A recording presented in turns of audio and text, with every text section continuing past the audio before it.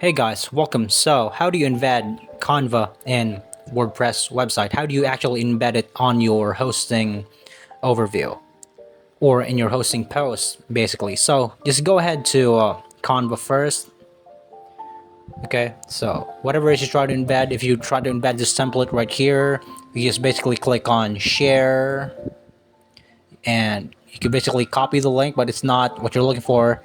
You're looking for embed right here. So once you click on embed, it's going to automatically copy the link and embed format, embedded format. So once you click on post on your WordPress, just wait for it to load here.